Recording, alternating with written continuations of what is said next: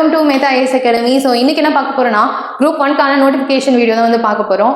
இந்த வீடியோ குறிப்பாக யாருக்கெல்லாம் வந்து யூஸ்ஃபுல்லாக இருக்கும்னு பார்த்தீங்கன்னா, இப்போ தான் நான் டிஎன்பிசிக்குள்ளே வரேன், இல்லை குரூப் 1 பற்றி எனக்கு எந்த ஐடியாவுமே கிடையாது. ஆனால் இந்த வருஷம் நான் குரூப் 1 வந்து எழுதலான்னு இருக்கேன். ஆனால் அந்த சிலபஸ் பற்றியோ பேட்டர்ன் பற்றியோ என்ன போஸ்டிங்ஸ் இருக்குது எனக்கு எதுவுமே தெரியாது அப்படின்ட்டு நீங்கள் எதுவுமே தெரியல, ஐடியாவே இல்லை, எக்ஸாம் பேட்டர்ன் என்ன, சிலபஸ் என்ன, அதெல்லாம் கொஞ்சம் தெரிஞ்சுக்கலாம் அப்படின்னா இந்த வீடியோ வந்து டெஃபினட்டாக உங்களுக்கு வந்து யூஸ்ஃபுல்லாக இருக்கும். தொடர்ந்து பாருங்கள். ஸோ இப்போ நம்மள்ட்ட இருக்க நோட்டிஃபிகேஷன் வந்து பார்த்தீங்கன்னா 2025 நோட்டிஃபிகேஷன் தான். இன்னும் 2026 வந்து நோட்டிஃபிகேஷன் அஃபிஷியல் ரிலீஸ் பண்ணலை. பட் இந்த நோட்டிஃபிகேஷனை வந்து நம்ம என்ன பண்ணலாம்னா ஒரு ரெஃபரன்ஸாக வச்சுக்கிட்டு இந்த வருஷத்துக்கான போஸ்டிங்ஸ் சிலபஸ் பேட்டர்ன்லாம் எப்படி இருக்கும் அப்படின்னு நம்ம பார்க்கலாம். நோட்டிஃபிகேஷனை பொறுத்த வரைக்கும் ஒன்று தான் மாறும். உங்களோட வேகன்சிஸ் மட்டும் தான் வந்து சேஞ்சஸ் இருக்குமே தவிர்த்து pattern of the examination, syllabus, post அது எதுவுமே மாறாது. ஏஜ் லிமிட்டு, எலிஜிபிலிட்டி க்ரைட்டீரியா அதிலலாம் பெரிய சேஞ்சஸ் உங்களுக்கு இருக்காது. ஓகேவா? ஸோ இந்த வருஷம் வந்து நம்மளுக்கு டேட் ஆஃப் நோட்டிஃபிகேஷன் வந்து 23rd June வந்து கொடுத்துருக்காங்க. ஸோ டெஃபினட்டாக நம்ம வந்து ஆன் டேட் நம்ம வந்து நோட்டிஃபிகேஷன் எதிர்பார்க்கலாம். அதே மாதிரி எக்ஸாம் வந்து 6th September வந்து கொடுத்துருக்காங்க. ஸோ கிட்டத்தட்ட நீங்கள் பார்த்தீங்கன்னா எக்ஸாமுக்கு நோட்டிஃபிகேஷனுக்கு ஒரு 75 days கேப் இருக்குது நம்மளுக்கு. இந்த 75 days வந்து உங்களுக்கு எதுக்கு யூஸ்ஃபுல்லாக இருக்குன்னு பார்த்தீங்கன்னா ரிவிஷனுக்கு தான் யூஸ்ஃபுல்லாக இருக்கும். நீங்கள் அப்போ தான் டேட் ஆஃப் நோட்டிஃபிகேஷனுக்கு அப்போ தான் நீங்கள் ஸ்டார்ட் பண்ண போகிறீங்கன்னா டெஃபினட்டாக வந்து chances are very less if you are new to TNPSC. ஓகேவா? ஸோ இப்போலேருந்து நீங்கள் வந்து இந்த வீடியோ பார்த்ததுக்கப்புறம் ஒரு வேளை நீங்கள் ப்ரிப்பேர் பண்ண போகிறீங்க அப்படின்னா இப்போ வந்து நீங்கள் வந்து ஸ்டார்ட் பண்ணிடுங்க. Post and vacancies. ஸோ போஸ்ட்டை பொறுத்த வரைக்கும் பார்த்தீங்கன்னா deputy collector, deputy superintendent of police, அதுக்கப்புறம் வந்து பார்த்தீங்கன்னா அசிஸ்டன்ட் கமிஷனர், அதே மாதிரி டைரக்டர் ஆஃப் ரூரல் டெவலப்மெண்ட்டில் post, employment officer, commission of labour, இந்த மாதிரி போஸ்டிங்ஸ்லாம் உங்களுக்கு குரூப் 1 இதெல்லாமே உங்களுக்கு குரூப் 1 ஆஃபீஸர்ஸ் போஸ்ட். அதே லெவல் ஆஃப் பே பார்த்தீங்கன்னா உங்களுக்கு level 22 வந்து இப்போ வந்து கொடுத்துருக்காங்க. ஏஜ் லிமிட் பொறுத்த வரைக்கும் பார்த்தீங்கன்னா மினிமம் ஏஜ் லிமிட் என்ன அப்படின்னு பார்த்தீங்கன்னா 21 years.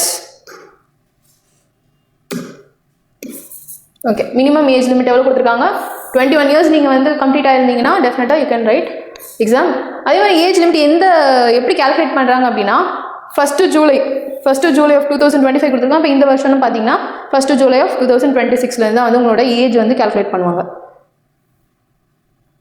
அதே மாதிரி எந்தெந்த போஸ்ட்டுக்கு எவ்வளோ மேக்ஸிமம் ஏஜ் அதுவும் பார்த்துடலாம். இப்போ டெப்யூட்டி கலெக்டர் பார்த்தீங்கன்னா டெப்யூட்டி கலெக்டர், டிஎஸ்பி இந்த மாதிரி ஒரு சில போஸ்டிங்ஸ்க்குலாம் வந்து மேக்ஸிமம் ஏஜ் பார்த்தீங்கன்னா உங்களுக்கு 34 years. ஆனால் இது யாருக்குன்னு பார்த்துடலாம். இது வந்து ஃபார் லைக் ஜென்ரல் கேட்டகிரி. இந்த ஏஜ் இப்போ நம்ம பார்க்குறோம் இல்லையா, இதெல்லாமே வந்து நம்மளுக்கு ஜென்ரல் கேட்டகிரி, அதாவது வந்து அதர்ஸ், எஸ்சிஓ, எஸ்சிஏ, இல்லாட்டி எஸ்டி, எம்பிசி, பிசி. ஓகேவா? இதிலலாம் நீங்கள் இல்லை, இந்த மாதிரி கேட்டகிரியில் நீங்கள் இல்லை அப்படின்னா அவங்களுக்கு தான் வந்து இந்த கேட்டகிரி ஸ்டூடெண்ட்ஸ்க்கு வந்து வேறு ஏஜ் கொடுத்துருக்காங்க, வேறு ஏஜ் க்ரைட்டீரியா இருக்குது, நம்ம அதையும் பார்க்கலாம். ஸோ இது வந்து இந்த கேஸ்ட், இந்த மேலே இருக்கிற இந்த கேஸ்ட்டுக்கு அப்பாற்பட்டவங்களுக்கு தான் இந்த லிமிட்ஸ் வந்து கொடுத்துருக்காங்க. எவ்வளோ கொடுத்துருக்காங்கன்னா மேக்ஸிமம் ஏஜ் வந்து 34 கொடுத்துருக்காங்க. ஒரு வேளை வந்து அவங்க வந்து டிசேபிள்டாக இருக்காங்க அப்படின்னா வந்து அவங்களுக்குலாம் வந்து 44. ஓகேவா? நீங்கள் விடோவாக இருக்காங்க அப்படின்னா அவங்களுக்குலாம் வந்து 39 வந்து கொடுத்துருக்காங்க. ஸோ அப்படியே ஒரு கிளான்ஸ் விட்டுக்கோங்க. அதே மாதிரி இங்கே பார்த்தீங்கன்னா இதெல்லாம் வந்து ஃபார் த பீப்புள் இங்கே மென்ஷன் பண்ணப்பட்டிருக்க அந்த கேஸ்ட்டுக்கான ஏஜ் கொடுத்துருக்காங்க. இதெல்லாம் மேக்ஸிமம் ஏஜ், இந்த ஏஜ் வரைக்கும் தான் நீங்கள் எழுத முடியும். ஓகேவா? ஸோ அவங்களுக்குலாம் நீங்கள் பார்த்தீங்கன்னா டிஎஸ்பி, டெப்யூட்டி கலெக்டர் அவங்களுக்குலாம் வந்து 39 வரைக்கும் கொடுத்துருக்காங்க. அது வந்து அந்த போஸ்டிங்ஸ்க்கு ஏற்ற மாதிரியுமே வந்து மாறுது, ஒரு ஏஜ் தான் மாறும். நீங்கள் வந்து விடோ பொறுத்த வரைக்கும் பார்த்தீங்கன்னா ரெண்டு கேஸ்ட்டுக்குமே, அதாவது மேலே கீழே எல்லா கேஸ்ட்டுக்குமே வந்து ஒரே ஏஜ் லிமிட் தான் வந்து கொடுத்துருக்காங்க உங்களுக்கு. ஸோ அதுவுமே வந்து பார்த்துக்கோங்க. இந்த வீடியோ பார்த்ததுக்கப்புறம் ஒரு வாட்டி நோட்டிஃபிகேஷன் எடுத்து நீங்களும் ஒரு வாட்டி வந்து பாருங்கள். கீழே வந்து நம்ம நோட்டிஃபிகேஷன் வந்து நம்ம லிங்க் பண்ணியிருக்கோம், அதை வந்து போய் நீங்கள் செக் அவுட் பண்ணிக்கோங்க. அதே மாதிரி எஜுகேஷனல் குவாலிஃபிகேஷன் பொறுத்த வரைக்குமே வந்து மேக்ஸிமம் போஸ்ட் எல்லாத்துக்குமே வந்து உங்களுக்கு வந்து யூஜி முடிச்சிருந்தா போதுங்கிற மாதிரி தான். நீங்கள் எனி டிகிரி தான் அவங்க கேட்டிருக்காங்க. ஸோ ஒரு யூஜியே வந்து என்எஃப் தான். இதெல்லாம் வந்து அடுத்தது வந்து நம்மளுக்கு ப்ராப்பராக வந்து நோட்டிஃபிகேஷன் வந்து விடுவாங்க. அப்போ ஒரு வாட்டி நம்ம திருப்பி வந்து அதையுமே நம்ம வந்து ஒரு வீடியோவாக வந்து பண்ணலாம். ஒரு சில போஸ்டிங்ஸ்க்குலாம் வந்து என்ன பண்ணியிருக்காங்கன்னா அதற்கேற்ற அந்த பர்சன்ஸ் தான் வந்து எலிஜிபிலிட்டி தான் வந்து எடுக்கிறாங்க. இப்போது நீங்கள் வந்து கமர்ஷியல் டேக்ஸஸ்லாம் வந்து பார்த்தீங்கன்னா ப்ரிஃபரன்சஸ் வந்து இருக்குது. இந்த மாதிரி டிப்ளமோ இன் டாக்ஸேஷன் லாஸோ இல்லை பிகாம் வச்சுருக்காங்களோ, பிஎல் டிகிரி ஹோல்டர்ஸோ இந்த மாதிரி வந்து நிறைய வந்து அதுலேயே வந்து அவங்க வந்து கொடுத்துருக்காங்க. இதெல்லாம் ஒரு வாட்டி நீங்கள் வந்து அந்தந்த டிகிரி வச்சுருக்கீங்கன்னா நீங்கள் டெஃபினட்டாக வந்து அந்த போஸ்டிங்ஸ்க்குமே வந்து என்ன பண்ணலன்னா you are eligible, you can apply. Okay, இதெல்லாம் வந்து அப்ளிகேஷனில் உங்களுக்கு கொடுத்துருவாங்க. So no need to worry. அதே மாதிரி ஹைட்டை பொறுத்த வரைக்கும் பார்த்தீங்கன்னா இது வந்து டிஎஸ்பிக்கு தான். ஒருவேளை டிஎஸ்பி போஸ்டிங்க்கு வந்து எலிஜிபிள் அப்படின்னு கேட்டிங்கன்னா மென் பொறுத்த வரைக்கும் 165 சென்டிமீட்டர், விமன் பொறுத்த வரைக்கும் 155 சொல்லியிருக்காங்க. இது வந்து டிஎஸ்பிக்கு அவ்வளோதான். ஸோ மேக்ஸிமம் நம்ம போஸ்ட்டு, ஹைட்டு, எலிஜிபிலிட்டி இதெல்லாமே பார்த்துட்டோம். ஓகே, ரொம்ப முக்கியமான ஒரு விஷயம் என்னென்னு பார்த்தீங்கன்னா இதுதாங்க. எத்தனை மோட் ஆஃப் எக்ஸாமினேஷன் குரூப் 1 பொறுத்த வரைக்கும் ஒரு 3 ஸ்டேஜஸ் ஆஃப் எக்ஸாமினேஷன் இருக்குது. ப்ரிலிமினரி, மெயின்ஸ், அதுக்கப்புறம் இன்டர்வியூ. இந்த ப்ரிலிமினரிங்கிறதுல வந்து பார்த்திங்கன்னா உங்களுக்கு இது வந்து ஒரே ஒரு பேப்பர் தான், அதை பற்றி உங்களுக்கு பிரச்சனை இல்லை. அடுத்தது மெயின்ஸையும் நம்ம வந்து பார்க்கலாம். இப்போ ஃபஸ்ட் நம்ம ப்ரிலிம்ஸ் பார்த்துட்டு மெயின்ஸ் பார்க்கலாம். ப்ரிலிம்ஸை பொறுத்த வரைக்கும் உங்களுக்கு ஒரு கொஷின் பேப்பர் தான், ஒரே ஒரு எக்ஸாமினேஷன் தான். அது எத்தனை மார்க்குக்கு பார்த்தீங்கன்னா 300 மார்க்ஸ். நல்லா நோட் பண்ணிக்கோங்க. கட்டு ப்ரிலிம்ஸை திருப்பியும் போடலாம். ஓகேவா? ஸோ ப்ரிலிமினரி எக்ஸாமை பொறுத்த வரைக்கும் பார்த்தீங்கன்னா ஒரே ஒரு எக்ஸாம் தான், ஒரே ஒரு கொஷின் பேப்பர் தான். ஆனால் 300 மார்க்ஸுக்கு இதில் தான் இருக்கும் வந்து ஒரு சின்ன சிக்கல் இருக்கும். கொஸ்டின்ஸ் பார்த்தீங்கன்னா உங்களுக்கு 200 கொஸ்டின்ஸ், ஆனால் அலாட்டட் மார்க்ஸ் பார்த்தீங்கன்னா 300 மார்க்ஸ். அதாவது ஈச் கொஸ்டின், ஒரு கொஸ்டினுக்கு பார்த்தீங்கன்னா 1.5 மார்க்ஸ். ஓகேவா? இது ஒரு நல்ல விஷயம் என்னென்னா உங்களுக்கு நெகட்டிவ் மார்க்கிங் கிடையாது. அப்படின்னா நீங்கள் வந்து 200 கொஸ்டின்ஸுமே வந்து அட்டன் பண்ணலாம். உங்களுக்கு அதில் வந்து எந்த ஒரு மார்க்குமே வந்து நெகட்டிவ் மார்க்கிங்கில் போகாது. ஓகேவா? ஸோ இதில் பார்த்தீங்கன்னா இது எப்படி பிரிச்சிருக்காங்க, இந்த 200 கொஸ்டின்ஸ் வந்து எப்படி பிரிச்சிருக்காங்க அப்படின்னு பார்த்தீங்கன்னா ஜென்ரல் ஸ்டடீஸ் அப்படிங்கிறதுல வந்து 175 மார்க்ஸ் அலாட் பண்ணியிருக்காங்க.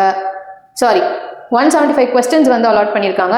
அதே மாதிரி வந்து ஆப்டிடியூட் அண்ட் மென்டல் எபிலிட்டி அது எந்த லெவலில் இருக்கும் பார்த்தீங்கன்னா எஸ்எஸ்எல்சி லெவலில் ஒரு 10th லெவலில் தான் உங்களுக்கு இருக்கும். கொஸ்டின்ஸ் அந்த லெவலில் தான் வந்து வரும். அது வந்து ஒரு 25 கொஸ்டின்ஸ் உங்களுக்கு வரும்.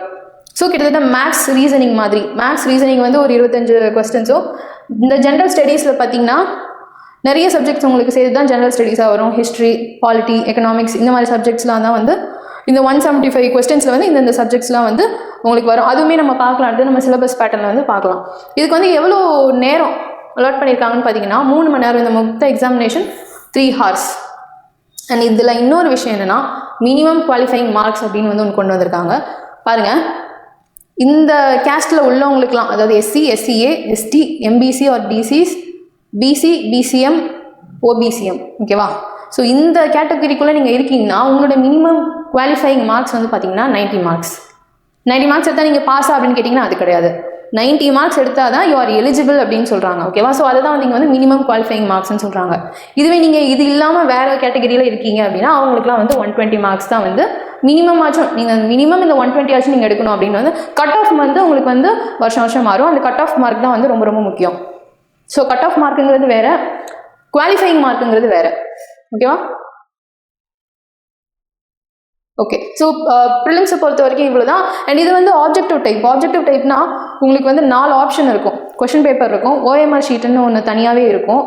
நீங்கள் இந்த கொஷினை பார்த்துட்டு ஒரு 4 ஆப்ஷன் கொடுத்துருப்பாங்க. இப்போ 5 ஆப்ஷன் வந்து வந்துருச்சு. 5 ஆப்ஷன் கொடுத்துருப்பாங்க. அந்த 5 ஆப்ஷன்லேருந்து ஏதாவது ஒரு ஆப்ஷன் நீங்கள் சூஸ் பண்ணி அந்த OMRல என்ன பண்ணணும்னா ஷேட் பண்ணணும். இதுதான் வந்து பேட்டர்ன்.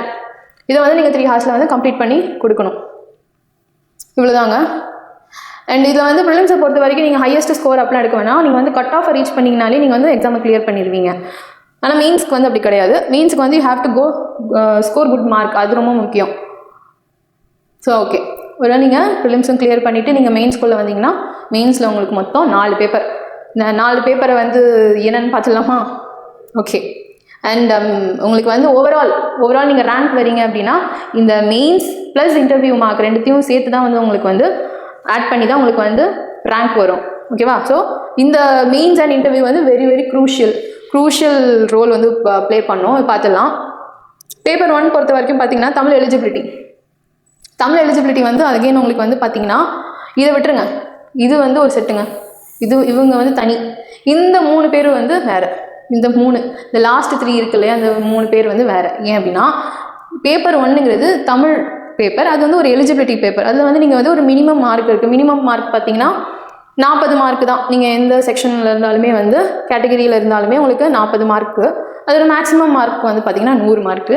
இதுக்குமே உங்களுக்கு வந்து மெயின்ஸை பொறுத்த வரைக்கும் எல்லா பேப்பருக்குமே வந்து உங்களுக்கு 3 மணி நேரம் தான் வந்து எக்ஸாம் வந்து கனெக்ட் பண்ணுவாங்க. அண்ட் இந்த தமிழ் எலிஜிபிலிட்டி வந்து உங்களுக்கு எஸ்எஸ்எல்சி ஸ்டாண்டர்டில் தான் இருக்கும். 10th லெவல் ஆஃப் ஸ்டாண்டர்டில் தான் இருக்கும். இது வந்து நீங்கள் வந்து கிளியர் பண்ணுற அளவுக்கு தான் இருக்கும். தமிழ் தான் நீங்கள் வந்து நீங்கள் செகண்ட் லாங்குவேஜோ ஃபஸ்ட் லாங்குவேஜோ படிச்சிங்கன்னா உங்களுக்கு இது பெரிய டிஃபிகல்ட்டி பேப்பரெல்லாம் இருக்காது. அடுத்தது பார்த்தீங்கன்னா அண்ட் இந்த மார்க், அதாவது இந்த எலிஜிபிலிட்டியில் எடுக்கிற மார்க் வந்து உங்களுக்கு வந்து டோட்டல் மார்க்கோட வந்து ஆட் பண்ண மாட்டாங்க. ஓகேவா? இது வந்து இது ஆட் பண்ணி உங்களோட ரேங்கோட ஃப்ளக்சுவேஷன்ஸில் வந்து எந்த ஒரு இதுவுமே இருக்காது. ஜஸ்ட் எலிஜிபிலிட்டி பேப்பர் 40 மார்க் நீங்கள் வாங்கினீங்கன்னா யூஆர் எலிஜிபிள். ஓகே, அவ்வளோதான். அடுத்தது ரொம்ப முக்கியமான பேப்பர் பார்த்தீங்கன்னா இந்த லாஸ்ட் 3 பேப்பர்ஸ், அதாவது பேப்பர் 2, பேப்பர் 3, பேப்பர் 4. இதை வந்து எப்படி அவங்க எழுதியிருக்காங்க அப்படின்னு கொடுத்துருக்காங்கன்னா GS1, GS2, GS3 இந்த 3 GS பேப்பர் வந்து ரொம்ப முக்கியம். ஓகேவா? ஏன்னா அதை வச்சு தான் வந்து இதில் நீங்கள் எழுத போகிறதுல தான் வந்து உங்களோட ரேங்க் மாறும். நீங்கள் உள்ளே போவீங்களா, போஸ்டிங் வாங்குவீங்களான்னு இதுதான் வந்து டிசைட் பண்ண போகுது. ஈச் பேப்பர் பார்த்தீங்கன்னா ஒரு பேப்பருமே வந்து 250 மார்க்ஸுக்கு நீங்கள் வந்து எழுதுவீங்க. ஸோ இது வந்து பார்த்தீங்கன்னா மொத்தமாக 3 பேப்பர் அப்படிங்கிறதுனால மொத்தம் 750 மார்க்ஸ் உங்களுக்கு வந்து வரும். 750 மார்க்ஸ். அதே மாதிரி இன்டர்வியூவில் பார்த்தீங்கன்னா உங்களுக்கு ஒரு 100 மார்க்ஸ் அலாட் பண்ணுவாங்க. ஸோ டோட்டலாக வந்து இந்த எக்ஸாம் பார்த்தீங்கன்னா 850 மெயின்ஸ் ப்ளஸ் இன்டர்வியூ சேர்த்திங்கன்னா 850 மார்க்ஸுக்கு வந்து நீங்கள் வந்து போட்டிடணும். ஓகேவா? இந்த 850 மார்க்ஸில் நீங்கள் மேக்ஸிமம் மார்க்ஸ் ஸ்கோர் பண்ணால் தான் உங்களுக்கு நல்ல ரேங்க்கில் நீங்கள் வந்து இருப்பீங்க. நீங்கள் உங்களுக்கு கேட்ட போஸ்ட்டுமே உங்களுக்கு வந்து கிடைக்கும். ஓகே, அண்ட் மெயின்ஸை பொறுத்த வரைக்கும் எல்லாமே டிஸ்கிரிப்டிவ் அப்படின்னா நீங்கள் எல்லாமே வந்து எழுதணும். இது வந்து ஆப்ஜெக்டிவ், ப்ரிலிம்ஸ்ங்கிறது ஆப்ஜெக்டிவ், இது வந்து டிஸ்கிரிப்டிவ். ஓகே, அண்ட் இதுக்குமே வந்து மினிமம் குவாலிஃபையிங் இந்த 3மே நீங்கள் என்ன பண்ணணும்னா 3மே சேர்த்து மினிமமாக அட்லீஸ்ட் நீங்கள் வந்து 225 மார்க்ஸ் ஆச்சும் எடுத்துருக்கணும். அப்போ தான் வந்து உங்கள் பேப்பர் வந்து குவாலிஃபையிங் பேப்பர். இது வந்து இந்த கேஸ்ட், இந்த செக்ஷன் ஆஃப் த பீப்புளுக்கு 225, அதாவது SC, SC, STC இந்த மாதிரி பீப்புளுக்கு. அதர்ஸ் பார்த்தீங்கன்னா நீங்கள் 300 மார்க்ஸ் ஆச்சும் மினிமம் வந்து எடுக்கணும். ஸோ அவ்வளோதான். ஓவரால் நீங்கள் மெயின்ஸ் அண்ட் இன்டர்வியூ பொறுத்த வரைக்கும் இவ்வளோ தான். நீங்கள் வந்து இந்த மொத்த மார்க்கில் வந்து ஒரு குட் மார்க்ஸ் நீங்கள் வந்து ஒரு ஹையஸ்ட் ஸ்கோர் பண்ணிங்கன்னா you will be in to post. Okay, அவ்வளோதான். அடுத்தது வந்து நம்ம ரொம்ப ரொம்ப ரொம்ப முக்கியம் சிலபஸ் என்னன்னு பார்க்க போகிறோம். ஓகே, இது வந்து ப்ரிலிம்ஸ்க்கான வந்து சிலபஸ்ஸு. ப்ரிலிமினரியில் நீங்கள் பார்த்தீங்கன்னா நான் அந்த ஜென்ரல் ஸ்டடீஸ்ன்னு சொன்னேன் இல்லையா, அந்த ஜென்ரல் ஸ்டடீஸ் அப்படிங்கிற அந்த 175 மார்க்ஸ் வந்து கேரி பண்ணுச்சு இல்லையா. ஸோ அதில் என்னென்னலாம் வந்து சப்ஜெக்ட்ஸ் இருக்குது இந்த GS அப்படிங்கிறதுக்குள்ளே ஜென்ரல் ஸ்டடீஸ்க்குள்ளே பார்த்தீங்கன்னா யூனிட் 1 வந்து சயின்ஸ் வந்து டோட்டலாக வந்து எவ்வளோ ஒரு 10 கொஸ்டின். சயின்ஸ்லேருந்து உங்களுக்கு ஒரு 10 கொஸ்டின் வரும். ஸோ இதெல்லாம் தான் வந்து அதோட டாபிக்ஸ். இந்த டாபிக்ஸ்லாம் நீங்கள் வந்து கவர் பண்ணிடணும். ஓகேவா? ஓகே, அடுத்தது வந்து பார்த்தீங்கன்னா ஜியாகிரஃபி. யூனிட் 2ங்கிறது வந்து ஜியாகிரஃபிலேருந்து அகைன் ஒரு 10 கொஸ்டின் வந்து வரும். அண்ட் நீங்கள் இது எல்லாத்தையும் காமனாக பார்த்தீங்கன்னா கரண்ட் அஃபேர்ஸ்னு ஒன்று இருக்கும். கரண்ட் அஃபேர்ஸ் வந்து நடப்பு நிகழ்வு கரண்ட் அஃபேர்ஸ் இருக்கும். கரண்ட் அஃபேர்ஸ்னால் என்னென்னா இப்போது நடக்கிற கரண்ட் திங்ஸ் எல்லாமே வந்து நீங்கள் அப்டேட்டடாக இருக்கணும். அதுலேருந்து எல்லா சப்ஜெக்ட்லேருந்துமே வந்து கரண்ட் அஃபேர்ஸ் இருக்குது. ஸோ அது எல்லாமே நீங்கள் கொஞ்சம் அப்டேட்டடாக வந்து இருக்கிறது நல்லது. அதுக்கப்புறம் யூனிட் 3 பொறுத்த வரைக்கும் பார்த்தீங்கன்னா history, culture of India, Indian national movement, அது ஹிஸ்ட்ரி தான். ஓகேவா? ஸோ இதில் வந்து ஏன்ஷியன்ட் ஹிஸ்ட்ரி, அதுக்கப்புறம் வந்து மெடிவல் ஹிஸ்ட்ரி. ஓகேவா? மெடிவல்னால் யாரெல்லாம் வருவாங்க, இந்த முகல்ஸ், பாமினி, விஜயநகர் கிங்டம், இவங்களெல்லாம் பற்றி வந்து இருக்கும். அடுத்தது வந்து ஐஎன்எம் அப்படின்னா வந்து நேஷ்னல் மூமெண்ட்டுக்காக நம்ம வந்து போராடணும் இல்லையா. ஸோ அந்த நிகழ்வுகள் எல்லாமே வந்து இதில் இருக்கும். அது வந்து ஓவராலாக இப்போ தமிழ்நாட்டில் என்னெல்லாம் நடந்துச்சு, தமிழ்நாடு ரிலேட்டட் ஐஎன்எம் எல்லாமே நீங்கள் ஓவரால் கவர் பண்ணி ஆகணும். ஓகேவா? அவ்வளோதான். ஸோ இதுதான் வந்து யூனிட் 3. யூனிட் 4ங்கிறது வந்து இந்தியன் பாலிட்டி. கிட்டத்தட்ட 40 மார்க்ஸ் இந்த ஒரு சப்ஜெக்ட்லேருந்து மட்டுமே உங்களுக்கு வந்து 40 கொஸ்டின்ஸ் வந்து 40 மார்க்ஸ்ன்னு சொல்லிவிட்டு 40 கொஸ்டின்ஸ் வந்து வரும். இதெல்லாமே நீங்கள் வந்து லக்ஷ்மிகாந்த் வந்து இப்போ இங்கிலீஷில் நீங்கள் படிக்கிறீங்கன்னா லக்ஷ்மிகாந்த் அவரை வந்து ரெஃபர் பண்ணிக்கலாம். தமிழ் ஸ்டூடெண்ட்ஸ் அது நீங்கள் வந்து கொஞ்சம் பார்த்துக்கோங்க. யூனிட் 5 பொறுத்த வரைக்கும் Indian economy and development administration இன் தமிழ்நாடு. இது வந்து ஒரு 2 சப்ஜெக்ட் இப்போ வந்து கம்பைன் பண்ணி ஒரே சப்ஜெக்டாக வந்து ஒரே யூனிட்டில் வந்து வச்சுட்டாங்க. இது மொத்தமாக பார்த்தீங்கன்னா அகெயின் வந்து 50 மார்க்ஸ் கேரி பண்ணுது. யூனிட் 6ங்கிறது வந்து இப்போ நம்ம அங்கேயும் ஹிஸ்ட்ரி பார்த்தோம், முன்னாடியே நம்ம ஹிஸ்ட்ரி பார்த்தோம் இல்லையா. ஆனால் இந்த ஹிஸ்ட்ரி நீங்கள் பார்த்தீங்கன்னா தமிழ்நாடு மட்டுமே ஃபோக்கஸ் பண்ண ஹிஸ்ட்ரி இது யூனிட் 6ங்கிறது. இதில் வந்து தமிழ்நாட்டோட கல்ச்சர், ஹெரிட்டேஜ், நம்மளோட அந்த சோஷியல் பொலிட்டிக்கல் மூமெண்ட்ஸ்லாம் என்னென்ன நடந்துச்சு அப்படிங்கிற அந்த எல்லாத்தையும் நீங்கள் வந்து படித்து இது எல்லாமே வந்து நீங்கள் மெயினான சோர்ஸ் புக் எதுன்னு பார்த்தீங்கன்னா சமச்சீர் புக்கு தான். 6th-லேருந்து 12th வரைக்கும் இருக்கிற எல்லா சமச்சீர் புக்கும் என்ன பண்ணணும்னா நீங்கள் வந்து பேஜ் டு பேஜ் படித்து தெளிவாக வச்சுருங்க. ஏன்னா இது எல்லாமே வந்து நீங்கள் அப்படியே நீங்கள் சமச்சீர் எடுத்து பார்த்தீங்கன்னா எல்லா டாபிக்ஸுமே உங்களுக்கு சமச்சீரில் இருக்குது. ரொம்ப எலாபரேட்டடாக இருக்குது. ஸோ நீங்கள் எதுக்குமே வந்து நீங்கள் வேறு எந்த சோர்ஸுமே பெருசாக யூஸ் பண்ண வேணாம். ஃபஸ்ட்டு இந்த சமச்சீர் சோர்ஸை வந்து நீங்கள் கம்ப்ளீட்டாக வந்து முடிச்சுட்டு தான் நீங்கள் வேறு சோர்ஸே போய் பார்க்கணும். ஓகேவா? குரூப் 1ன்னு இல்லை, குரூப் 2 நீங்கள் ப்ரிப்பேர் பண்ணுறீங்க, 4 ப்ரிப்பேர் பண்ணுறீங்கனாலுமே உங்களுக்கு சோர்ஸ் என்னென்னா சமச்சீர் தான் அது. அதே தான் இப்போ வந்து நம்ம அந்த 25 மார்க்ஸ் பார்த்தோம் இல்லையா, அந்த 25 மார்க்ஸ் ஒன்றும் கிடையாது. ஆப்டிடியூட் மென்டல் எபிலிட்டி அது வந்து இதுவுமே வந்து நீங்கள் 6th to 10th ஓகேவா, மேக்ஸ் புக்கை வந்து ரெஃபர் பண்ணுங்கள். அவ்வளோதான், உங்களுக்கு வந்து நீங்கள் ப்ரிலிம்ஸ்க்கு வந்து ரெடி ஆகிடுவீங்க. ஒரு கிளான்ஸ் வந்து அப்படியே மெயின்ஸ்க்கும் பார்த்துடலாம். மெயின்ஸ்க்கான தமிழ் எலிஜிபிலிட்டி பார்த்தீங்கன்னா இதுதான் உங்களுக்கு தமிழ் எலிஜிபிலிட்டி. இதுவுமே ஒரு கிளான்ஸ் பார்த்துக்கோங்க.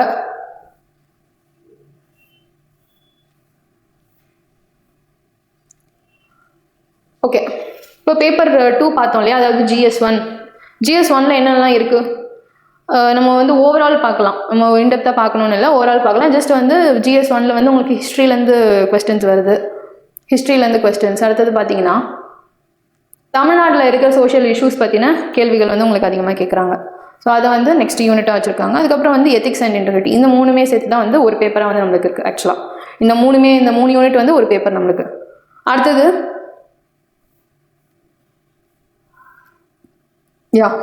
இது 3 ஒரு பேப்பர். அது GS2 பாருங்கள், பேப்பர் 1 பார்த்தோம். இப்போ வந்து 2 பாருங்கள். 2ல் வந்து உங்களுக்கு ஃபுல்லாகவே வந்து இந்தியன் பாலிட்டி கொஸ்டின்ஸு, அதுக்கப்புறம் சயின்ஸ் அண்ட் டெக்னாலஜி, அதுக்கப்புறம் வந்து திருப்பி culture and heritage, Tamil society, அதெல்லாம் பற்றி கேட்குறாங்க. இதில் இந்த கீழடி, இந்த மாதிரியான விஷயங்கள்லாம் வந்து அதை பற்றின கேள்விகள் உங்களுக்கு வந்து வரும். GS3ல் வந்து பார்த்தீங்கன்னா ஜியாகிரஃபி, என்விரான்மெண்ட்டு அண்ட் எக்கானமி. கிட்டத்தட்ட ப்ரிலிம்ஸில் நீங்கள் படித்தது எல்லாத்தையும் வந்து இன்னும் விரிவாக்கி என்ன பண்ணுறாங்கன்னா அதையே வந்து ஒரு 3 GSஆ வந்து நம்மளுக்கு என்ன கன்வெர்ட் பண்ணி எலாபரேட்டாக நம்ம எழுதுகிற மாதிரி ஒரு பேப்பர் செட் பண்ணியிருக்காங்க. இதுதான் உங்களோட மொத்த Group 1 நோட்டிஃபிகேஷன். ஸோ இதில் உங்களுக்கு எதாவது டவுட்ஸ் இருந்துச்சுன்னா நீங்கள் டெஃபினட்டாக கமெண்ட் பண்ணுங்கள். அந்த டவுட்ஸுமே வந்து நம்ம அடுத்தடுத்த வீடியோஸில் வந்து கிளாரிஃபை பண்ணலாம். இல்லை உங்களோட கமெண்ட்ஸ்லேயே வந்து நம்மளோட டீம்லேருந்து உங்களுக்கு வந்து ரிப்ளை பண்ணுவாங்க. தேங்க்யூ.